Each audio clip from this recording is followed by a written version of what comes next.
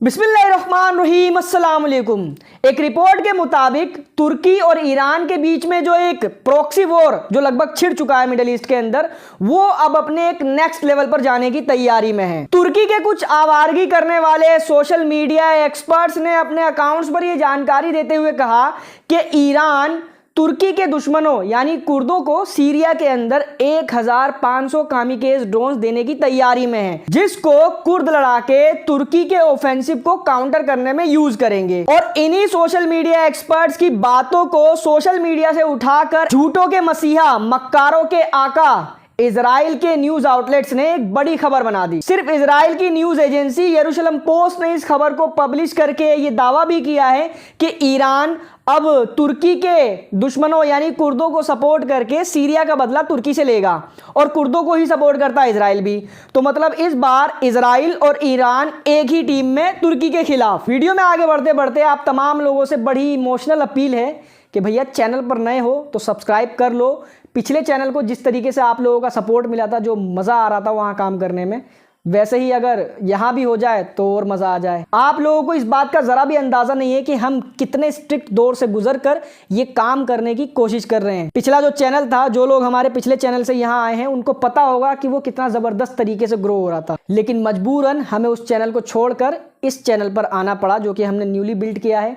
मगर यहाँ पर वो रिस्पॉन्स नहीं मिल रहा जो वहाँ आता था, बल्कि उसका 10% भी नहीं मिल रहा। मगर इसी रिपोर्ट में नीचे की तरफ स्क्रॉल करते हुए अगर आप आओगे तो नीचे इजराइल की ही इस अखबार ने लिखा है कि ये जो कुर्द लड़ाके हैं, इनका मकसद है कुर्दिस्तान को फॉर्म करना, अपना एक सेपरेट देश बनाना, जिसमें से ये थोड़ा सा हिस्सा इराक का चाहते हैं, थोड़ा सा तुर्की का चाहते हैं, थोड़ा सा सीरिया का और थोड़ा सा ईरान का। लेकिन क्योंकि ये वाली खबर इन्होंने ईरान और तुर्की में एक तरह का झगड़ा दिखाने के लिए चलाई है, तो इसमें ईरान का नाम नहीं है। लेकिन मैं आपको मैप दिखा दूं, ये मैप जो आपकी स्क्रीन के ऊपर मौजूद है, ये है कुर्दिस्तान का मैप, जिसमें इन 4-5 देशों के हिस्सों को कुर्दों ने अपना देश बताया हुआ है। तो इसका मतलब क्या हुआ, अगर ईरान कुर्द को सपोर्ट कर रहा है तुर्की के खिलाफ, तो अपना नॉर्दर्न हिस्सा भी कुर्दों को देने के लिए तैयार है, क्योंकि उससे तो कुर्द मजबूत होंगे ना, और फिर तुर्की के बाद नंबर ईरान का आएगा। यह बात बिल्कुल हकीकत है कि सीरिया के मामलात को लेकर ईरान और तुर्की के बीच में बहुत ज्यादा तनातनी बन चुकी है, और पहले से भी इन दोनों का कंपटीशन है एक दूसरे से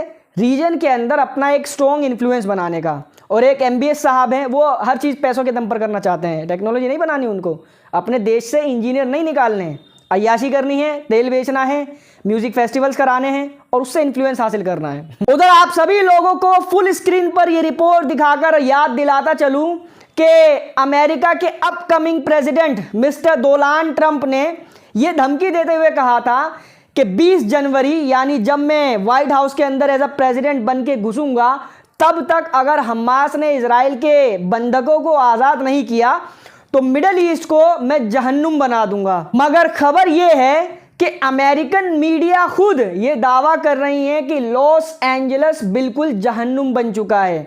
लॉस एंजलिस से जो वीडियो फुटेजेस दुनिया के सामने आ रही हैं, उससे लोगों को बॉलीवुड और हॉलीवुड की फिल्मों में जो जहन्नुम का तस्वुर करवाया गया है ना, वो रियलिस्टिक लग रहा है। शायद super power United states of America की ये गर्मी सुप्रीम पावर यानी ऑलमाइटी को अच्छी नहीं लगी, इसलिए अमेरिका को एक छोटा सा टीजर दिखा दिया है। मरने वालों की तादाद अब तक 24 हो चुकी है और घरों की गिनती अभी जारी है कि कितने हजारों की तादाद में जल चुके हैं। और अगर बात करें आग की सिचुएशन की, तो मीडिया रिपोर्ट्स का यह दावा है कि जिन इलाकों में यह आग अभी तक फैली है, उनमें से कुल 11% इलाकों पर ही आग पर काबू पाया जा सका है। और अमेरिका के जो वेदर फोरकास्ट करने वाले साइंटिस्ट हैं, उन्होंने ये भी वार्निंग जारी की है कि अभी ये मामला रुका नहीं है, गर्म हवाएं अभी और चलने की संभावना है, मतलब इस आग के और ज्यादा भड़कने की संभावनाएं अभी भी मौजूद हैं। शायद इसी वजह से अब गर्मी ठंडी हुई है और इजराइल के प्राइम मिनिस्टर बैठ गए हैं नेगोशिएशन टेबल पर। और रिपोर्ट्स का यह भी दावा है कि डील लगभग उन्हीं शर्तों पर हो चुकी है जो गाजा चाह रहा था,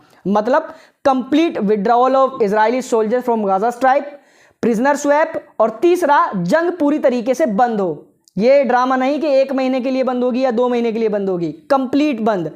इसी वजह से इजराइल की गवर्नमेंट में भी अब फूट पड़ गई है। यह आपकी स्क्रीन के ऊपर इजरायली सरकार में फाइनेंस मिनिस्टर है, लेकिन एक जायनिस्ट, कट्टर जायनिस्ट पार्टी है, उसका सरदार आला है, जिसने नेतन्याहू को सपोर्ट दिया है। हमारे भारत में होता है ना गठबंधन वाली सरकार, अभी जो हमारे मोदी जी की सरकार बनी हुई है गठबंधन से बनी हुई है। नीतीश कुमार और एक वो साउथ का था, नाम भूल गया, नेताओं के नाम याद नहीं रहते। ये दोनों अगर हाथ हटा ले अपना तो मोदी जी की सरकार कभी भी गिर जाएगी। ठीक वैसे ही कोalition में बनी हुई है नेतन्याहू की सरकार, जिसमें सबसे मजबूत पिलर है ये, इसका नाम है बेजलेल स्मोट्रिच। इसका यह कहना है कि अगर गाजा से ये डील होती है, मतलब गाजा के लड़ाकों की शर्त पर ये डील होती है, यानी फौजियों को बाहर निकालना, जंग बंद करना और कैदियों की अदला बदली करना, मतलब इजराइल के जो कैदी छूटेंगे उसके बदले में गाजा के हमास के बड़े बड़े जो लीडर्स हैं उनको छोड़ने वाली अगर ये डील होती है तो हम सरकार गिरा देंगे, हम अपना समर्थन नेतन्याहू से वापस ले लेंगे। इसीलिए नेतन्याहू अब एक बंद कमरे में ढंग से स्मोट्रिच को समझा रहे हैं कि देखो प्रेशर बहुत ज़्यादा है, अमेरिका जो मिडिल ईस्ट में करने की धमकी दे रहा था वो अमेरिका में हो चुका है, और अमेरिका नहीं तो हम भी नहीं, इसलिए दिमाग को ठंडा करके बात समझने की कोशिश करो। अभी तक कोई रिस्पॉन्स नहीं आया है, डील फाइनल तो नहीं हुई है, लेकिन बहुत सारी रिपोर्ट से दावा कर रही हैं कि बहुत जल्द फाइनल हो सकती है, गाजा में जंग रुक सकती है। ये एक बहुत अच्छी खबर है। उधर कल और परसों यानी पिछले 48 घंटे में गाजा के अंदर इजरायली आर्मी का बड़ा नुकसान होने की खबर आई है।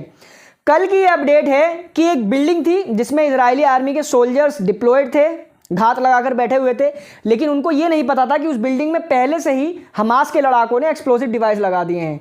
वो एक्सप्लोड हुए, बिल्डिंग गिरी और उसमें 5 इजराइल के सोल्जर्स बताया जा रहा है मारे गए हैं, नंबर और ज़्यादा बढ़ सकते हैं, और कई सारे घायल हुए हैं। इसके अलावा परसों की एक रिपोर्ट में ये दावा किया जा रहा है कि एक जगह पर जहां पर इजराइल की फौज या तो गुजर रही थी या वहीं पर डिप्लॉय होने की कोशिश कर रही थी, वहीं पर हमास के लड़ाकों ने माइंस बिछाए हुए थे।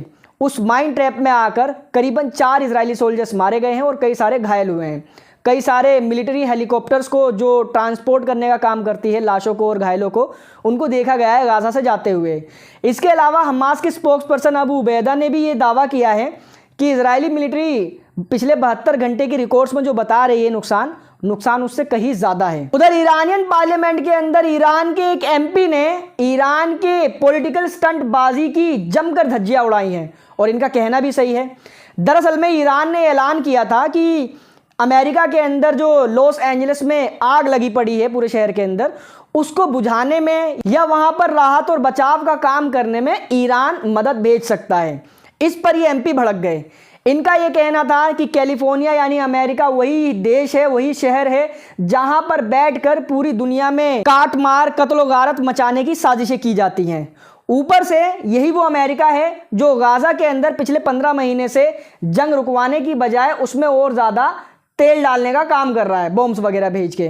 तो अगर तुमको मदद भेजनी है तो गाजा भेजो।